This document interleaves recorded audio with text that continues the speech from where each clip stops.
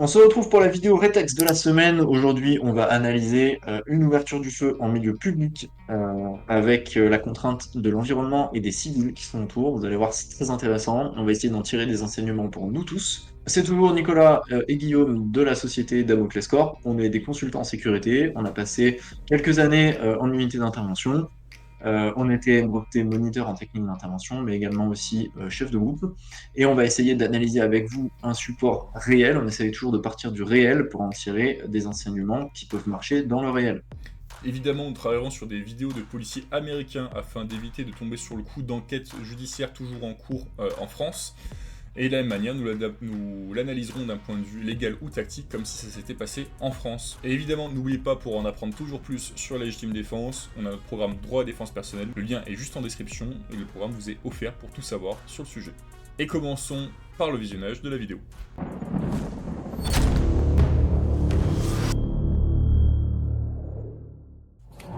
Eyes deploy and go block that bike in if you can.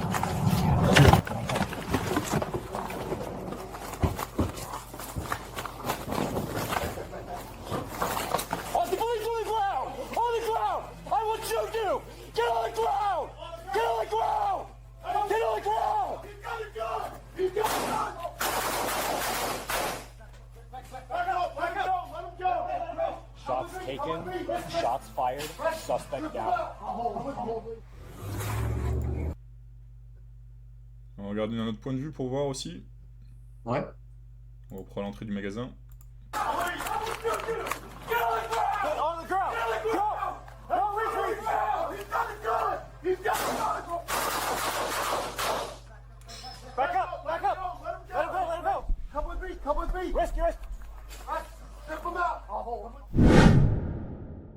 Bon, Très intéressant. très Donc là, moi, de intéressant. ce que j'ai compris, on est quand même sur une interpellation, comment dire, on est sur une enquête judiciaire, à mon avis. C'est-à-dire qu'il devait avoir le rang, comme quoi il allait braquer le magasin, c'est ça? Je pense, on n'a pas le contexte, on n'a que le titre, By Bystander grabs armed suspect moment before shooting. Donc on a deux hypothèses, hein, selon moi. Soit c'est effectivement une unité qui était en planque et qui filochait le gars et qui se sont dit on va le taper juste avant qu'il passe à l'action. Soit ils ont eu un rance d'un individu suspect et ils sont allés le taper en flag. Dans tous les cas, ils se retrouvent dans un lieu public avec des civils face à un individu qui, a priori, s'apprêtait à braquer avec à main armée le commerce. Un environnement très très complexe. Et en plus, sur le moment où l'individu s'apprête à passer à l'acte, donc même lui, émotionnellement, il est déjà dans une phase où il s'apprête à aller au combat d'une certaine manière. Ouais, carrément. Et puis, faut savoir que en France, faire des interpellations comment dire, de suspects sur lesquels il y a des enquêtes en cours et dont on sait que, par exemple, ils vont commettre un braquage, même si on connaît le lieu et l'endroit, euh, c'est très très compliqué en fait de procéder à ce type d'interpellation et c'est même réservé à des unités très spécifiques. Pour moi, il n'y a que le GIGN qui peut faire ce genre de truc. Bon, il y en a quelques-unes En tout cas, d'autres. en France, c'est réservé Ouais. à des unités comme le GIGN. Ça se fait aussi, par exemple, quand il y a des go fast. Les go fast, des fois, on arrive à avoir les lieux, les heures, et il peut y avoir une embuscade tendue à un péage pour faire une interpellation, ce genre de choses. Mais comme c'est des Et c'est- interpellations qui ont lieu pendant une action criminelle, pendant que l'adversaire est armé, pendant qu'effectivement, comme l'a dit Guillaume, mentalement, il est prêt, voilà, c'est très spécifique. C'est pour ça que nous, on va plutôt chercher, en tout cas en France, c'est la décision, c'est la politique qui est suivie. On va plutôt chercher à faire des interpellations domiciliaires pour surprendre l'adversaire, faire en sorte qu'il n'y ait pas de témoins ou de victimes collatérales. Euh, voilà. Effectivement. Donc si on analyse tactiquement cette vidéo, ils arrivent tous les trois dans le même véhicule, on dirait bien, hein, et ils débarquent au plus près. On voit d'ailleurs, j'ai l'impression qu'ils sont, on le voit, ils sont en civil, mais avec les gilets pare-balles, donc pas vraiment en civil non plus. On voit juste là, hein, ils sont en civil, mais avec les gilets pare-balles et tout. Ils arrivent a priori, je pense, en voiture banalisée. Du moins, elle semble être une voiture banalisée, donc ils peuvent se projeter au plus près. C'est l'avantage, c'est de pouvoir se projeter au plus près de la menace sans être décelé trop tôt.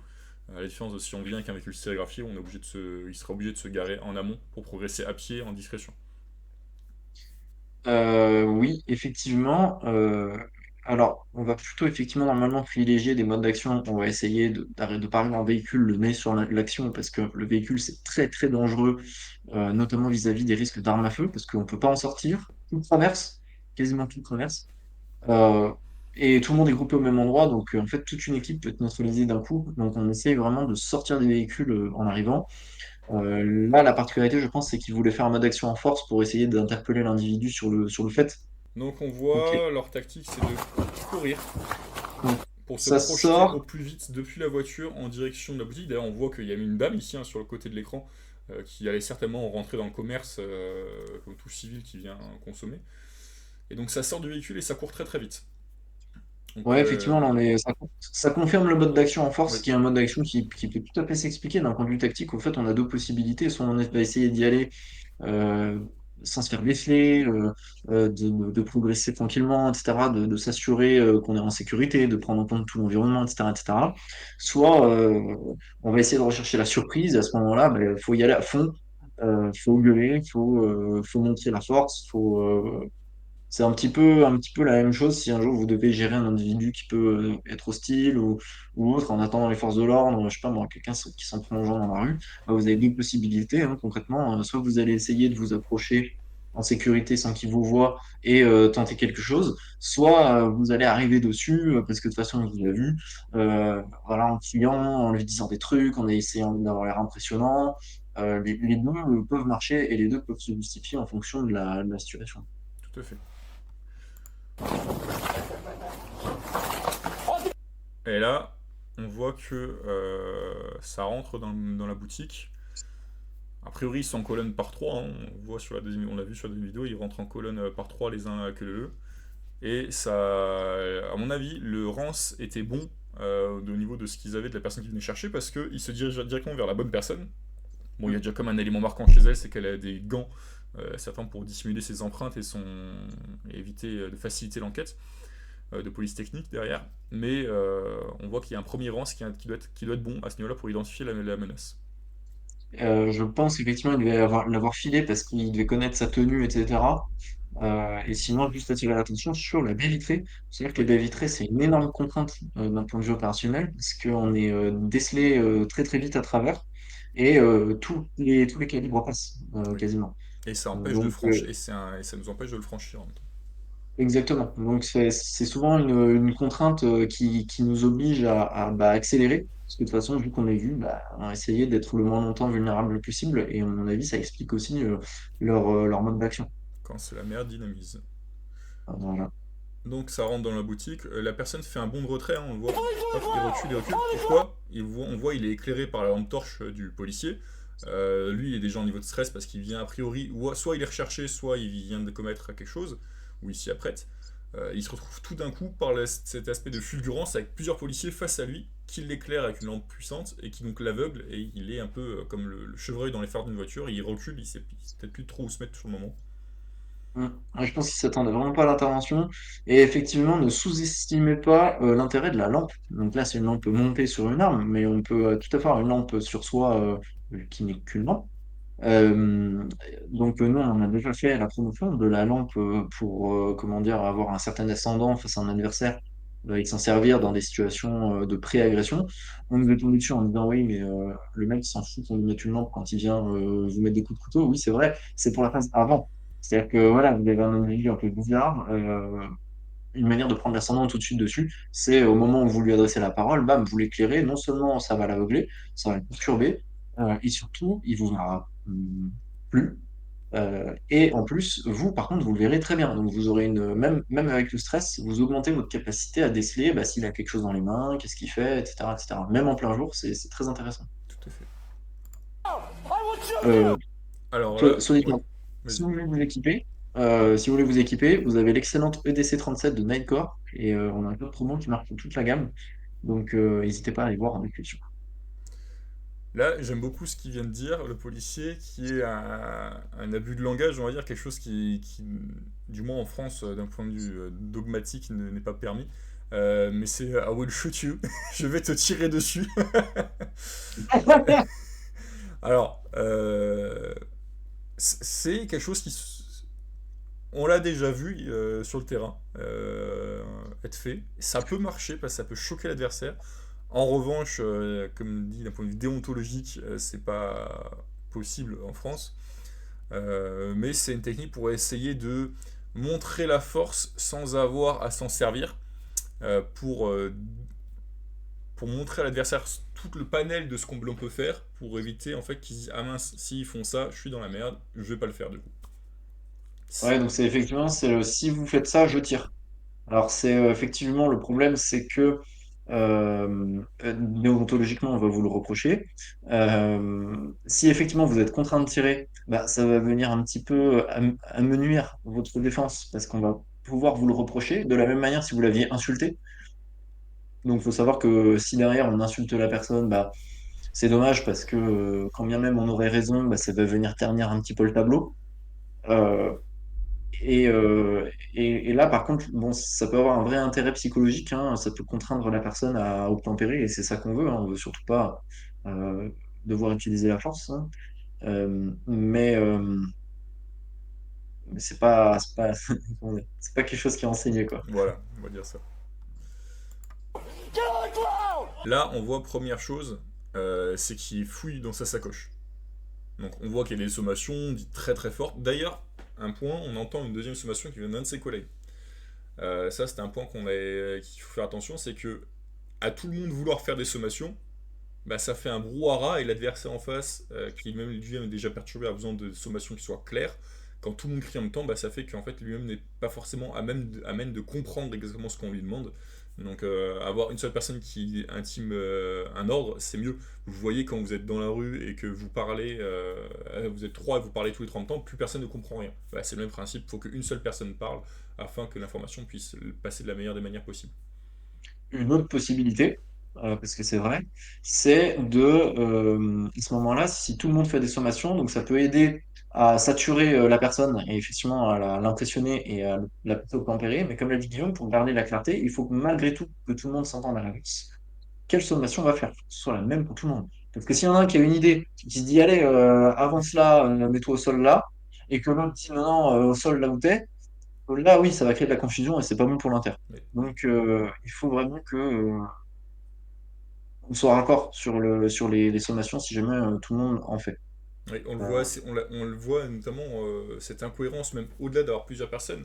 Dans une même personne, attention à prévoir en avance vos sommations. On l'a vu, nous, oui. dans le cas de mise en situation, les gens qui donnent alors la personne qu'ils escortent, par exemple, avec leur compagne, quelque chose comme ça, dit viens là, viens là, reste là-bas, assis-toi, lève-toi, couche-toi. Et la personne en face, il faut savoir se tenir à un canevas précis, à ce qu'on souhaite amener comme solution finale et éviter du coup de tergiverser et de demander plein de choses qui seraient incohérentes les unes avec les autres. Ouais, c'est très juste. C'est très, très juste. Après, là, d'un point de vue tactique, sur ce plan-là, on voit tout de suite que un problème se pose, c'est la présence d'un civil dans le secteur de potentiel de tir. Ça peut carrément empêcher un tir, hein. Oui. On va essayer de se placer de sorte à ce que ça n'arrive pas. Ouais, là, c'est encore Et pire. Là, c'est clairement. c'est la solution, vous voyez, l'arme est dirigée sur l'individu, le policier derrière, enfin derrière lui il y a le civil.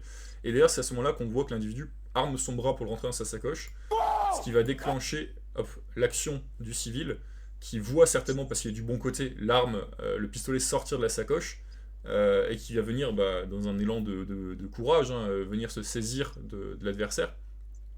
Euh, Bon, effectivement, c'est très louable de la part du civil de vouloir interpeller et éviter l'arme. D'ailleurs, c'est peut-être que s'il n'était pas intervenu, peut-être on ne sait jamais, hein. Il aurait peut-être été plus rapide, il aurait peut-être réussi à blesser un policier, on ne sait pas. Mais facilement, comme on dit, hein, c'est toujours facile d'analyser à froid, mais c'est vrai que c'était plus intéressant pour le civil de sauter par-dessus le bar pour se mettre en retrait et éviter d'être exposé par les armes à feu des trois policiers qui encerclent totalement le suspect. En fait, si demain vous êtes témoin d'une intervention de police et que, bah, comme ça, dans un élan de courage, vous décidez de les aider, il va falloir prendre en compte que eux, ils ont des secteurs effectivement d'appui à respecter. Un secteur d'appui, c'est-à-dire que c'est un secteur dans lequel ils doivent pouvoir être en mesure d'utiliser leur arme si jamais c'est nécessaire. Et c'est pour ça que vous allez le voir, hein, les policiers vont s'éclater dans la pièce, c'est-à-dire qu'ils vont se séparer les uns des autres, non seulement pour offrir plusieurs cibles et éviter que tous puissent être neutralisés en même temps, mais aussi pour que chacun ait un secteur différent, afin que, quelle que soit la situation, il y ait toujours au moins un policier qui puisse faire usage de son arme si ça devait être nécessaire. Donc ça, il va falloir le prendre en compte. Si demain, vous êtes un peu dans la même situation, qu'il y a une interpellation devant vous, et que vous décidez d'intervenir, il va falloir avoir ça en tête. Après, la particularité des États-Unis, c'est aussi qu'il y a beaucoup plus de personnes en pourcentage de la population, comment dire, aptes à compter ce genre de choses, puisqu'aux États-Unis, il y a énormément de vétérans. On s'en rend pas compte en France, mais en fait, il y a énormément d'Américains, de civils qui notamment ont fait l'Irak ou l'Afghanistan, parce qu'il y a eu des campagnes de recrutement de masse après le 11 septembre. Donc, il y en a vraiment beaucoup, beaucoup. Donc, beaucoup d'Américains ont fait l'armée, beaucoup d'Américains ont des modes de vie un peu rustiques, voilà, où ils chassent, etc. Ce qui fait que, par exemple, dans un train en France, les personnes qui vont intervenir pour empêcher un attentat, ça va être en majorité des Américains. Pareil, il y a eu une interpellation, un Texan qui a procédé à une interpellation dans un aéroport, un individu qui criait à la Akbar il y a quelques mois, je crois maintenant. Et bah, cette personne, voilà, bah, voilà, c'était un Texan alors qu'il y a quand même beaucoup de Français autour. Les Américains ont cette habitude, cette particularité, voilà, d'être des gens relativement rustiques. Je dis pas qu'il n'y a pas de Français qui sont rustiques, je dis qu'une proportion de la population, il y en a plus là-bas. Très juste. Ensuite, continuons. Et donc là, on a l'individu, le civil qui saute sur l'adversaire. Et là, on entend égal à gun. Donc, et là, il signale qu'il a une arme. Et là, voilà. Moi, je mets stop ici. Premier coup de feu. Euh, on voit là, c'est une mêlée, hein. C'est une mêlée humaine. Les deux se mélangent, leurs bras, leurs jambes s'entrecroisent. Et il y a un premier coup de feu. Et là, c'est toute la complexité de cette situation. C'est qu'on est face à un individu qui a une arme à feu, donc une arme létale, qui est, qui est collé à une autre personne qui est extérieure à cette situation-là, qui est un civil. Et lui utiliser une arme à une distance aussi courte, il y a de grandes chances que les deux soient blessés en fait. C'est ce qui rend la situation très complexe. C'est pour ça que quand il y a une arme à feu, on va jamais, jamais, jamais au contact. C'est pour pouvoir se laisser la liberté d'utiliser une arme. Là où effectivement la décision de tirer est très complexe à prendre. Bah, là, comment dire, quand vraiment il y a un danger mortel pour quelqu'un et qu'il y a une imbrication de deux personnes, bah, la- une possibilité, ça peut être carrément d'aller à bout touchant, hein. Donc vraiment pour s'assurer que l'ogive ne va pas blesser autrement, mais c'est archi complexe, c'est une décision qui n'appartient qu'à la personne qui la prend. En fonction des infos qu'elle avait de sa perception, mais aussi en fonction de ce qu'elle sait d'elle-même. C'est-à-dire qu'il faut être aussi cohérent avec soi-même. Et là, on parle de tir, mais on peut parler même de tous les sujets, hein, finalement.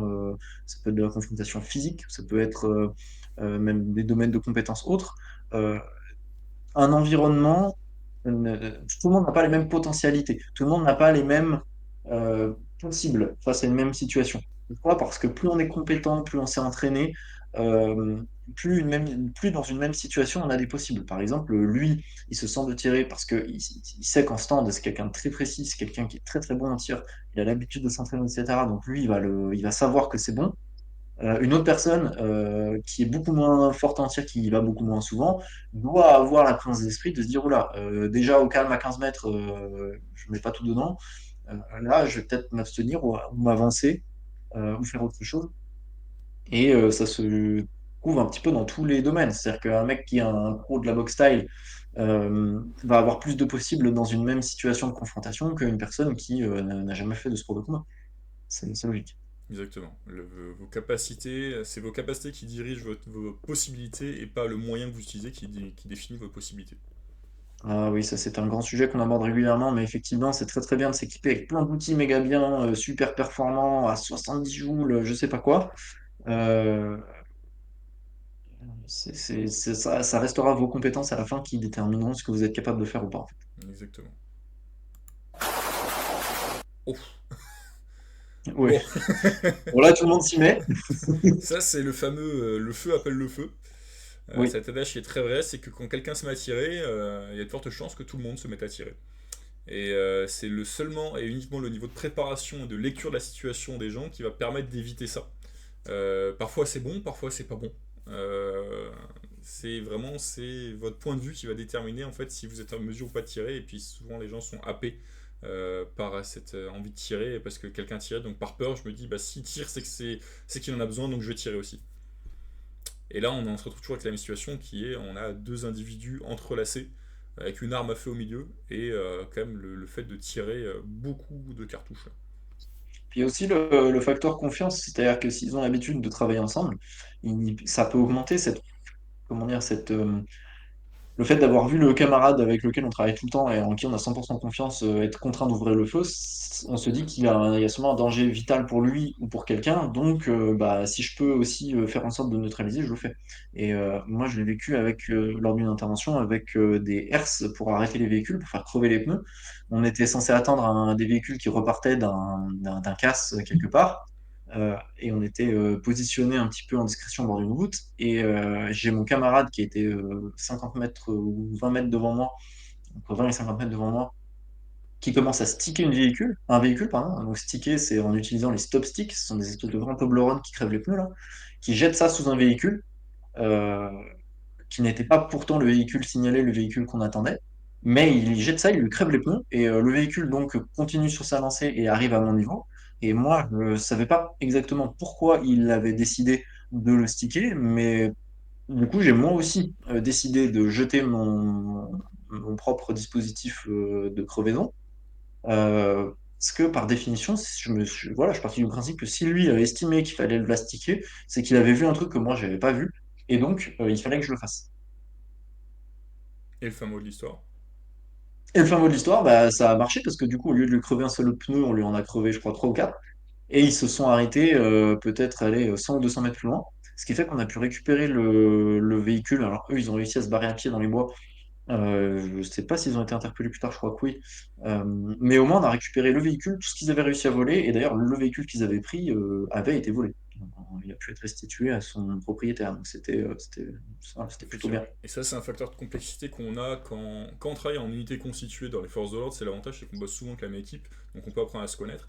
Dans le cas où vous évoluez dans le monde civil et que vous êtes confronté à une situation d'insécurité, si vous agissez avec un membre de votre famille, un ami, quelque chose comme ça, là vous connaîtrez bien la personne.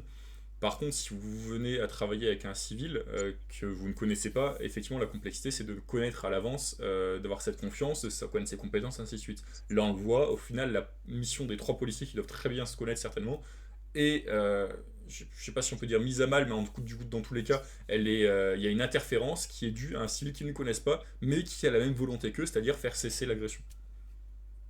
On peut partir du principe, si jamais effectivement on a pris quelqu'un qui nous semblait compétent dans la rue et que cette personne est d'accord pour venir avec nous et gérer un individu qui a l'air dangereux, donc si on peut, hein, c'est bien. On peut partir du principe dans ce cas-là que c'est celui qui est le plus au contact qui va, comment dire, à qui on peut faire confiance. C'est-à-dire que par exemple là, c'est celui qui vraiment est en train de se rouler par terre avec l'individu dans la vidéo que nous train de voir, qui s'il crie il y a une arme, euh, même si moi je l'ai pas vu, par instinct, je peux lui faire confiance parce qu'il est beaucoup plus au contact que moi, donc il y a de bonnes chances que ce soit vrai.